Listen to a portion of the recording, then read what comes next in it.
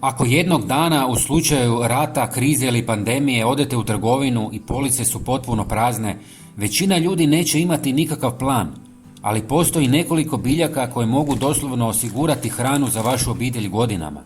No prije nego vam pokažem 5 takvih biljaka, postoji jedan jednostavan trik koji možete sačuvati osnovne namirnice na jako dugo vrijeme. Većina hrane koju kupujemo ima ograničen rok trajanja, no postoji jednostavan trik. U steriliziranu staklenku stavite rižu, šećer ili brašno, dodajte jedan lovorov list i dobro zatvorite. Lovor odbija insekte i štetočine, pa hrana u staklenci može ostati sigurna godinama. Ali još je pametnije imati biljke koje mogu stalno davati hranu. Postoji nekoliko biljaka koje su izuzetno hranjive, pune kalorija i vrlo jednostavne za uzgoj. Na kraju videa pokazat ću vam i jednu biljku koja može dati ogromnu količinu hrane na vrlo malom prostoru, a većina ljudi je uopće ne sadi. Nećete vjerovati koliko hrane može dati. Prva biljka koju vrijedi imati u vrtu je krumpir.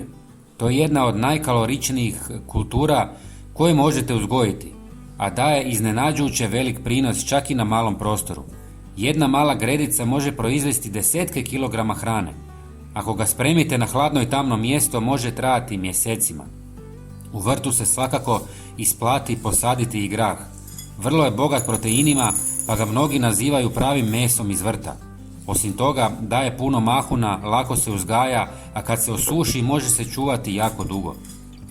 Još jedna biljka koju mnogi zaboravljaju je leća.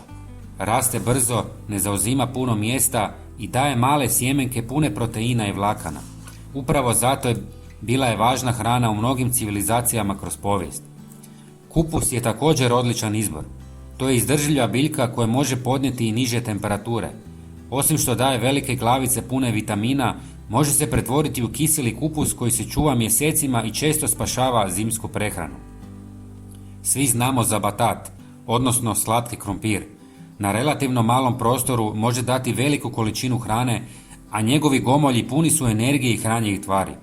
Uz to je prilično otporan i često uspijeva čak i kada druge biljke podbace.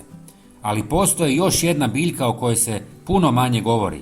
Zanimljivo je da može dati čak i duplo veći urod od krumpira, a pritom ju gotovo nemoguće uništiti. Ne treba joj posebna briga. Ne smetaju joj loši uvjeti, a može davati hranu godinama. Ova biljka daje jestive gomolje koji su puni hranjivih tvari. Možete ih vaditi iz zemlje gotovo cijele godine, čak i usred zime. Posadite je jednom i često će se sama vraćati u vrt bez ponovne sadnje. Ta biljka zove se jeruzalemska artičoka.